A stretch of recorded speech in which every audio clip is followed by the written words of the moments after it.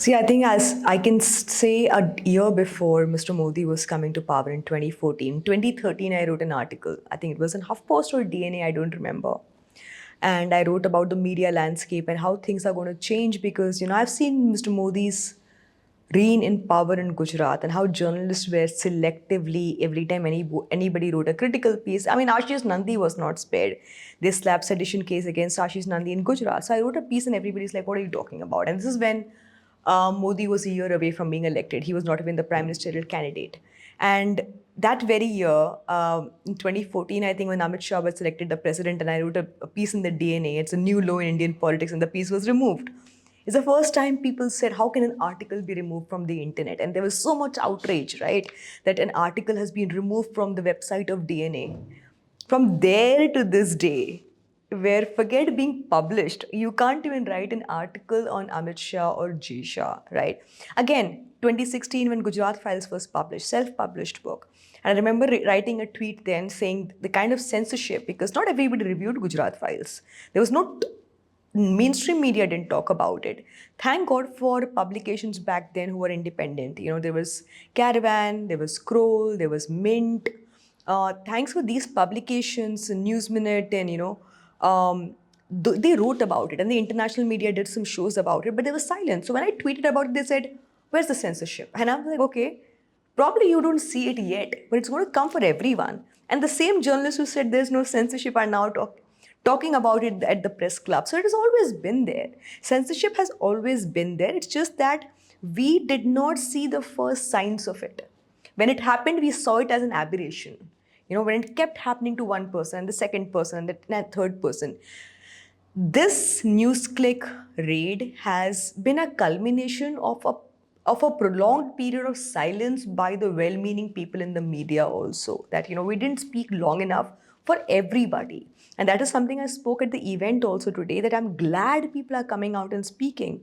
But where is this solidarity for journalists in Kashmir? I don't see that kind of solidarity that we must show for journalists in Kashmir, because when I tweeted this 2 days ago, Op India did a piece on Rana Ayyub supporting terrorists. If a UAPA is slapped on a journalist in India, that's fine. But when it's slapped on a Kashmiri journalist, it becomes their terrorist or in your face, right?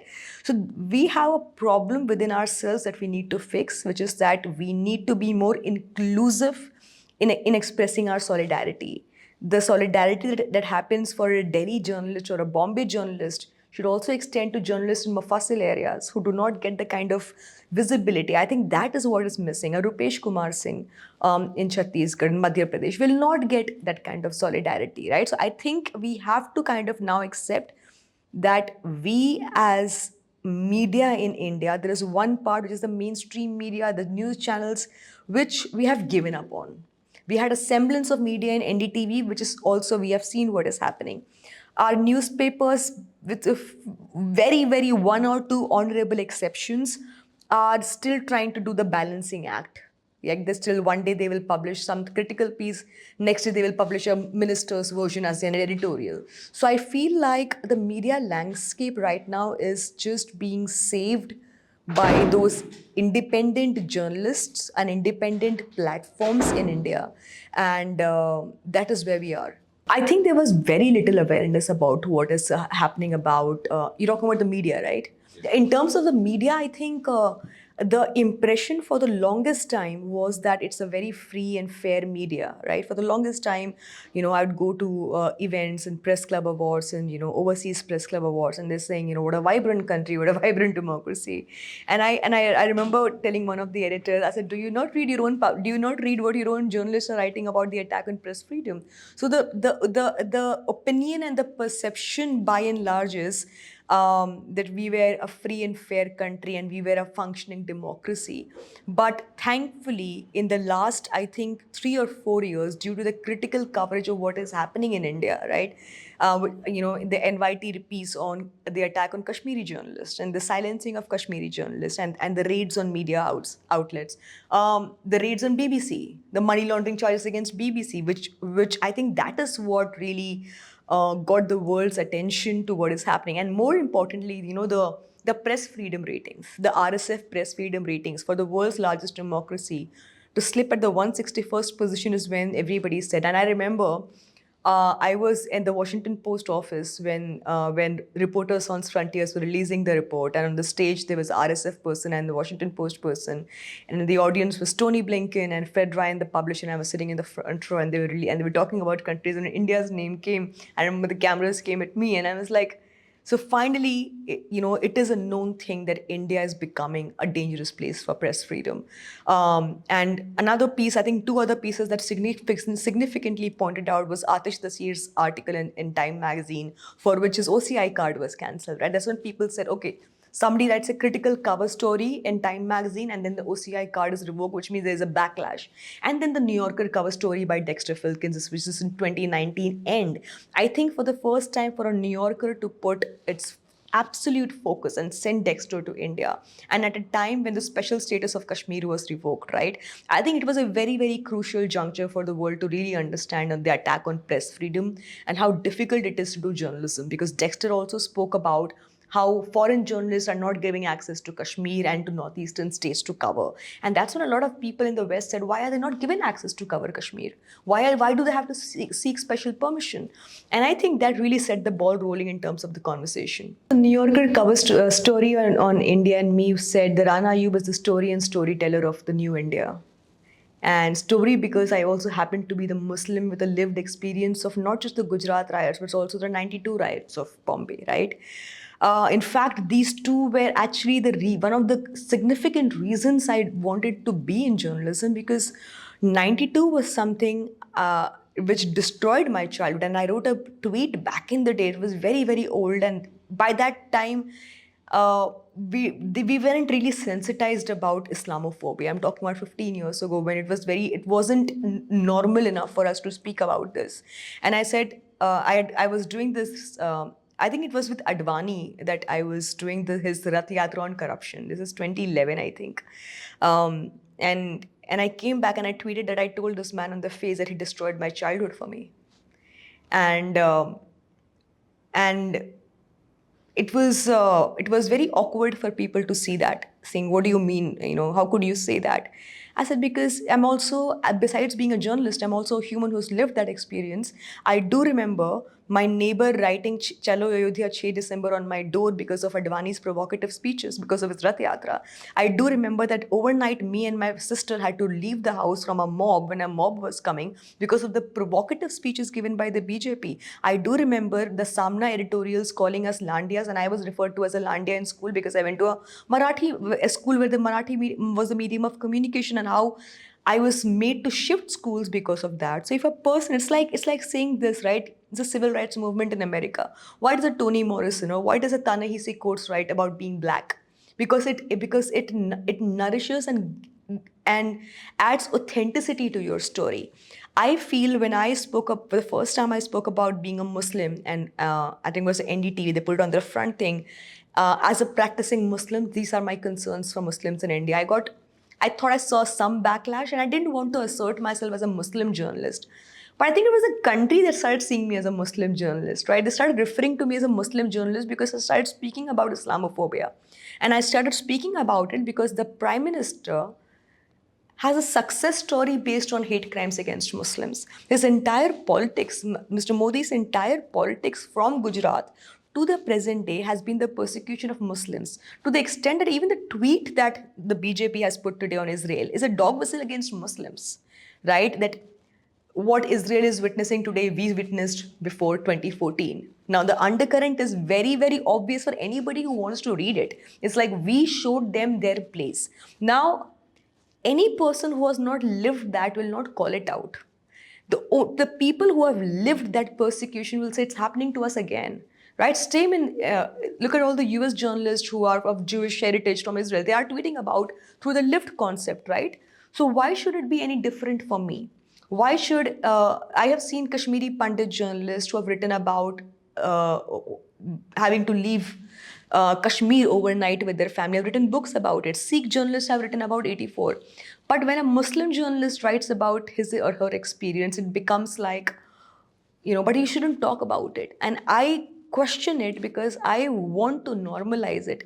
And a lot of Muslim journalists now have told me that they have started speaking about it because somehow me speaking about it first in a way gave them a space where they could talk about that persecution, where they could talk about how it is personally haunting. How do you remove yourself from the story? When you see a police constable in a train gunning down Muslims, how do you not feel personally invested in it?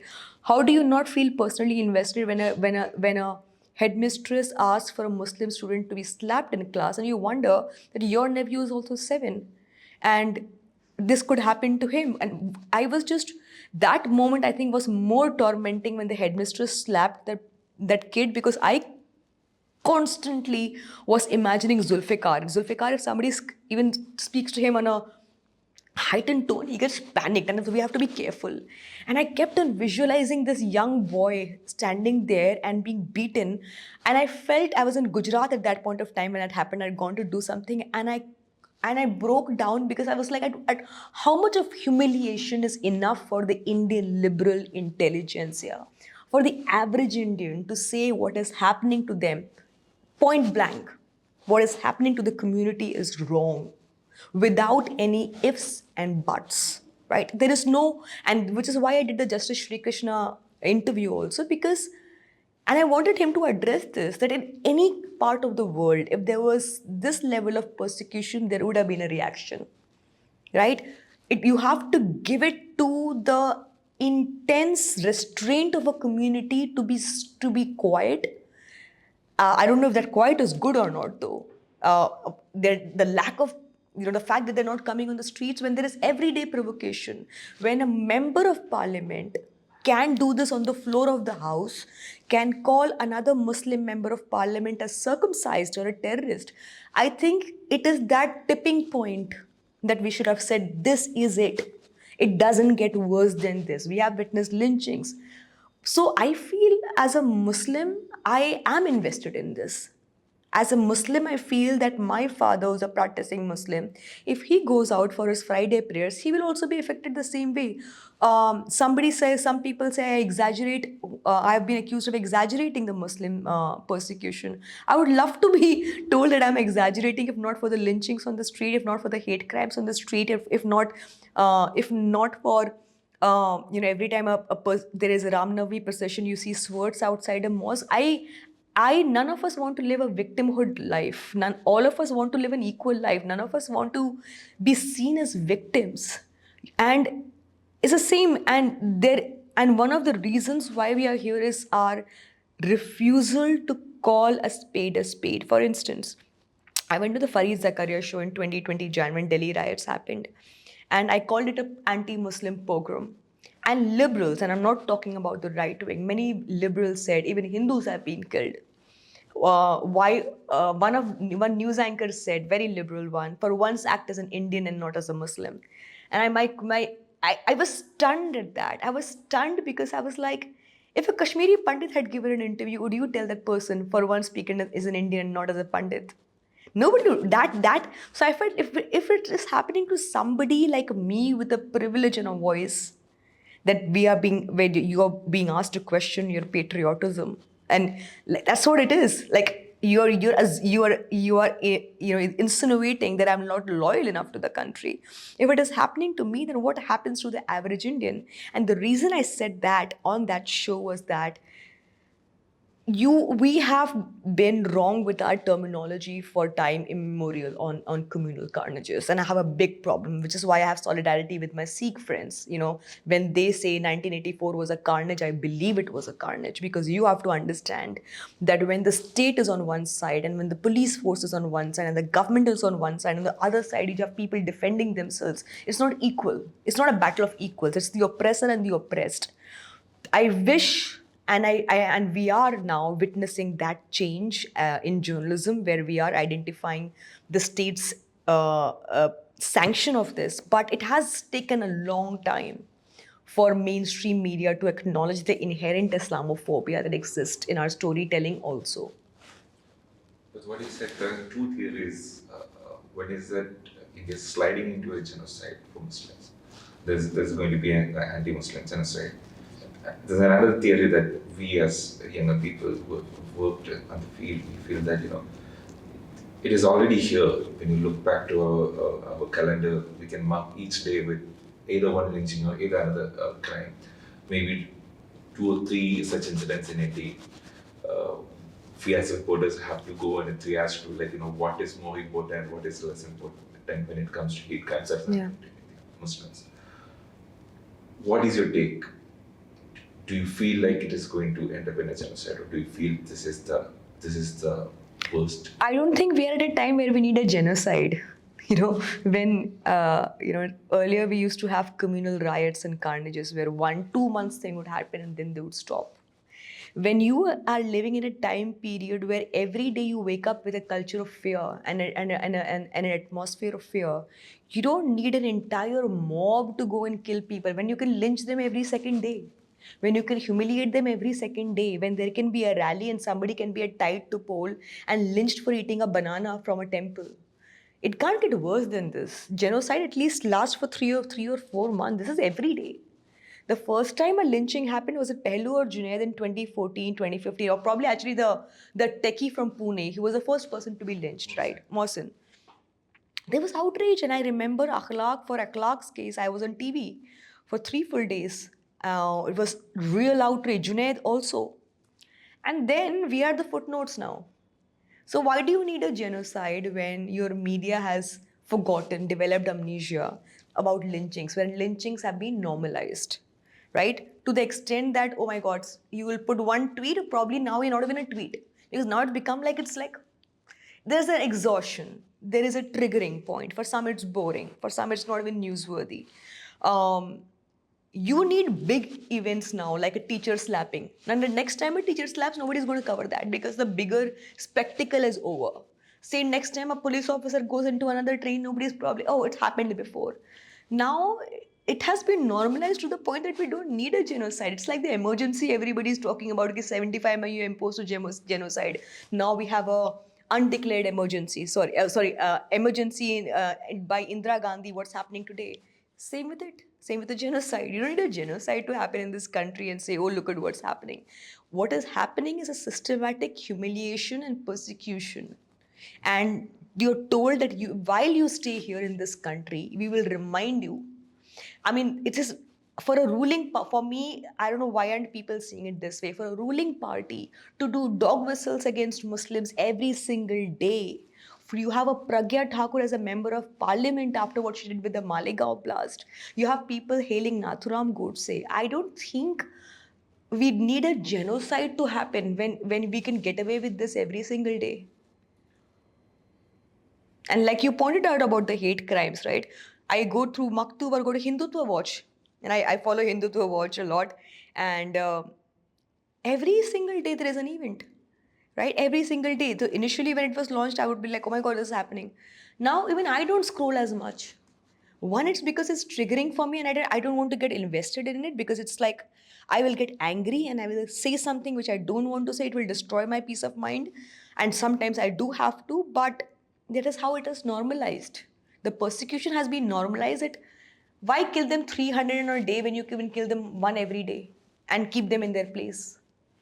See, the idea these crimes are caught in camera. If you look at it, it is not caught on camera. It is basically filmed to be circulated from other people so that it can be. It is a spectacle. People can watch it and people can enjoy it and people can say, okay, the system is working. It is not the system is not working. That has been the condition when you look at it from another perspective. What do you feel about these spectacles that they are creating, and what do you feel about the fatigue that you have been speaking about? I mean, I know you are a fast-paced speaker, and it has been covered. Like even recently, you have written about it. How do you stop at where do you feel like I can't speak about this anymore? I was speaking to my editor at Washington Post day before yesterday.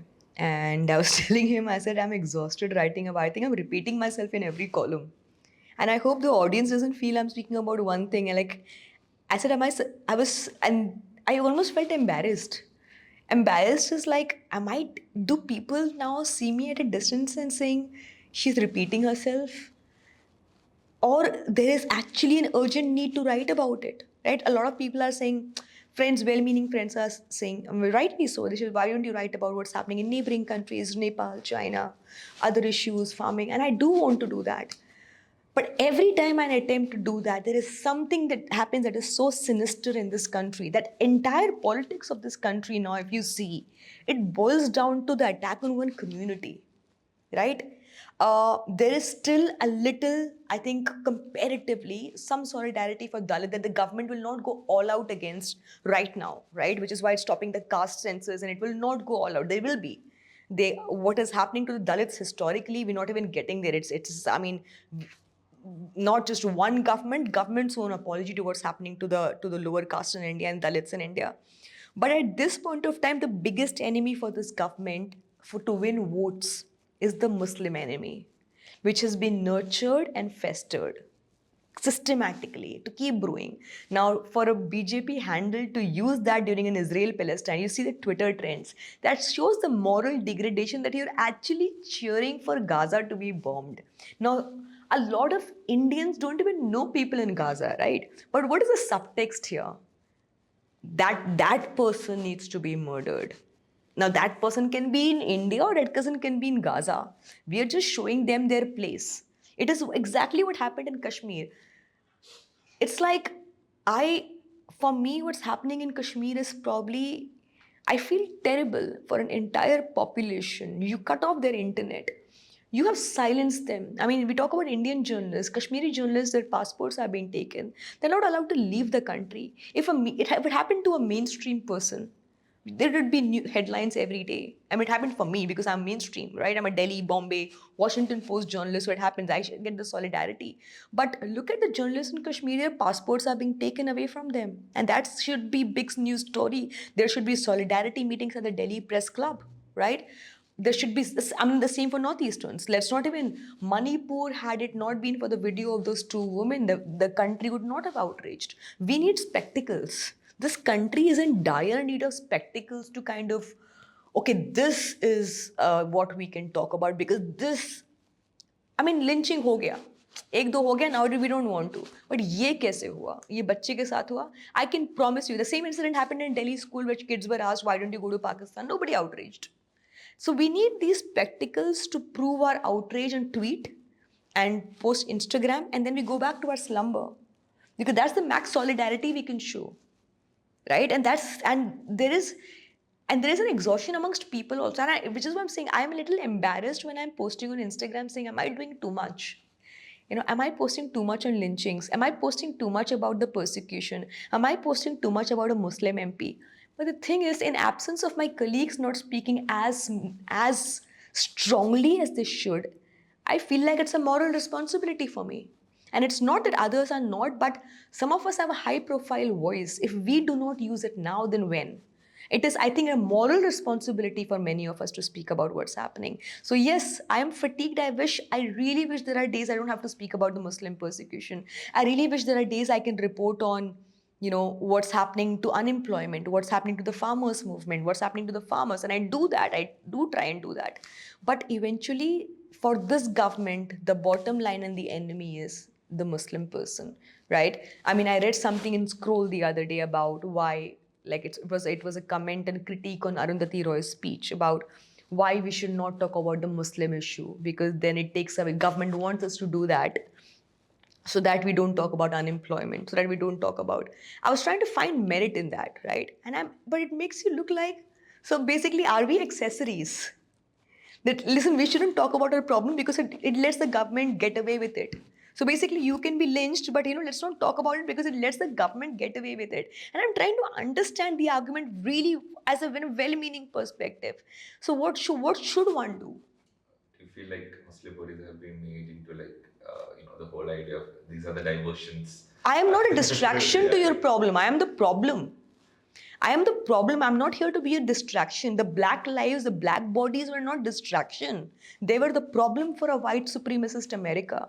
The black people were not included in the history in textbooks. If you read James Baldwin, what does James Baldwin say? That you guys will not understand my problem because you're not suffering that problem. It's easy for you to stand there and say, you know what, You shouldn't talk about your problem because it distracts us from the bigger issues. As if we are the distraction. As if a lynching is a distraction. As if 3 people gunned down in a train is distraction. How much of our problem will be problem enough for you? That's what, see, this is what, how you numb minds. That they start seeing it as boring problems, boring issues to be brought up again and again. Every time I speak at international issues, they're like, oh, Rana Ayyub, now she'll speak about the Muslim issue again. I'm sorry, we should ask this ruling party, stop making it about Muslims. Instead of questioning the victims, why not question the perpetrators of this problem? Why not question the perpetrators who are within our homes who are spreading this hate?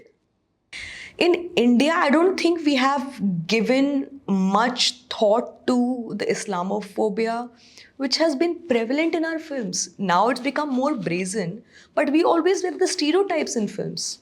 We were always the coal-eyed people with scarves around our and we speaking in a certain way. We were never represented. We are here because we never chose to course correct in the past, even by the well meaning people. Today, if there is a hate crime, all the secular parties think twice before speaking up because, like, we don't want to be seen as minority appeasers because BJP is getting them to play, right? If Congress speaks, we will say, see, they are minority appeasers, right? So, we are at a stage where the government will persecute us and the opposition will be like, will think twice before speaking up because they don't want to be seen as appeasing the minorities. That's where the place where we are. So course correction, I don't think it's going to happen in a very long time because the ones who are asserting themselves and their Muslim identities are being silenced. They are being either silenced by the courts of law, they're either being stereotyped, or they are being thrown under the bus by their own colleagues, well-meaning colleagues, by speaking too much about their problem. So course correction will happen when we have the will to course correct. And course correction will happen when the society, the rot that we have. See, Modi is not operating in vacuum. Modi is operating based on the hatred that exists in the society and the prejudice that exists in the society. He's only fanning them and legitimizing it. The hate already exists within us. He's not the culprit, so to say. He is winning wars. And why is there so much jubilation on Indian Twitter? These are not bots, these are living, breathing people. So the hate already exists. Somebody has just told you that it's legitimate for you to express your hate right now. Course correction will happen in a society which course corrects itself and says, oh, we have to correct our thought process.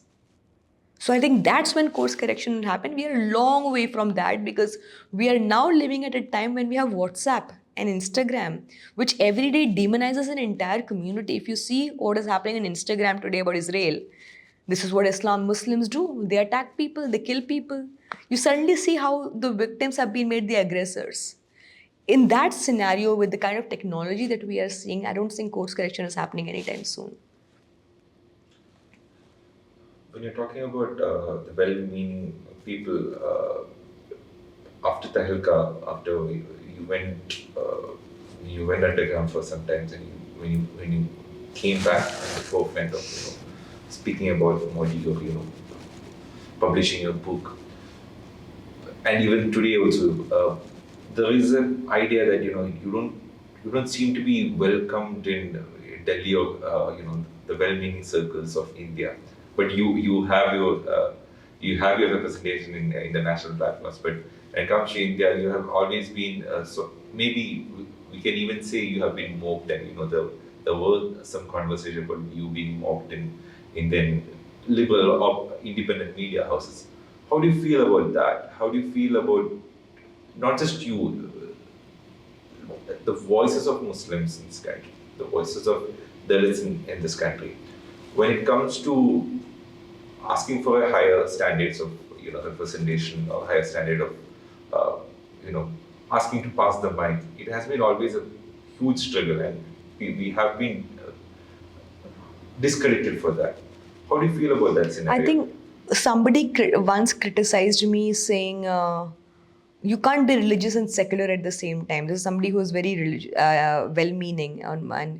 And then this is the time I started writing in the Washington Post and New York Times, no, not New York, the Washington Post, I think, about my Muslimness. And a lot of people found it problematic, saying I should not assert that identity. And that's exactly what I began with. I think that created a problem, right? as Mukul Keswan rightly pointed out in a profile that Priya Ramani wrote about me, that a lot of people expect to speak on your behalf as opposed to you asserting yourself. This culture of behalfism, right? We will speak on your behalf. You shouldn't speak about issues that concern your community. And same to do with Dalits, right? The Brahmins want to speak on behalf of Dalits. The upper caste wants to speak on behalf of Dalits. You don't speak. Why are you asserting yourself? It's not your story to say. So that culture will affect me also, because I'm a woman, I'm a critic, and I also am not a Delhi person. I live in Navi Mumbai with my family, which is far removed from the rest of the country, and I do not attend a lot of social gatherings, and I do not hobnob as much. I stick to where I am, and it is not coming from a place of arrogance. It's coming from a place of being very lazy about socializing. It's being very, very introverted when it comes to my personal space. I don't socialize. I have few friends in the media fraternity who I know I can meet, but otherwise, there were friends earlier that I could meet, who would meet me in public, who now want to say we want to come home, right? So it does feel like I'm a bit of an outcast. I wouldn't say unwanted, but it's okay. And see, a lot of if you see what for the longest time, you see, when Arundhati Roy used to write about Kashmir, right? The way they completely labeled her, right? It's like, this is not how you speak about Kashmir. There are certain definitions that you have been given. You have to stick to those boxes and definitions. Anybody who tries to move out of that box as it is becomes an outcast. They become too much. Oh, she's just too much. She's the other side, right? She's controversial. So I wonder what is controversial about having multiple cases against you. I don't understand. So I think, and I do see the hypocrisy of it, but now I've made peace with it, because there are a lot of young journalists who admire me and love me, and they reach out to me for advice. And when I come to these events, I saw so many young journalists, and I feel like this is what I if I am inspiring even 10% of the journalistic, or 5% or 2%, my job is done. I'm not here for the validation of people. I'm not here to be popular, right? I don't want anybody's validation. And I think that's what sometimes offends people, that I'm not seeking their validation. I'm very happy in my corner, very happy in my corner. I'm not even seeking international validation for that matter. I'm very happy, and I'm very happy that they are now extending solidarity with journalists where it matters. And I really feel, like I keep saying, I'm not the story here, and I never wanted to be the story. Right? Unfortunately, the government made me the story to set an example for everybody else. Right? And I've been saying this. I said they have slapped money laundering charges against me. They did it for Siddiq Kapan. They're going to do against everybody. I was one of the starts of this money laundering, right? Because I saw a pattern internationally. There's a journalist from Guatemala against whom money laundering is happening. Philippines, Colombia. Now the governments have become smarter. They don't do defamation anymore. They feel like now defamation and terrorism, people understand. But when you throw in money laundering, you muddy the waters. People suspect there could be something, right? That's how they muddy the waters. That's how they morphed my image on a porn video and circulated it all over the country. That's how they took a gossip piece by a disgruntled officer and saying, this is what Rana Ayyub's character is, right? When you can, I saw a couple of Twitter bylines saying that Gujarat files tapes do not exist, or Rana Ayyub has cut a deal with the Modi government, which is why the government is not going after her. Why has she not been arrested? As if like me not being arrested is for me to feel terrible about. I mean, if I have cases against me and the government goes all out against me, you do not want to speak because you shouldn't make yourself the story. When I speak about myself, you're making yourself the story. When the government is staying silent because it's paying it strategically because it doesn't want to attract international attention, probably she must have cut a deal with the government. So I am at a point where I'm like, you can think whatever you want to. This is my journalism. This is what I believe in. I'm not here to appease anyone.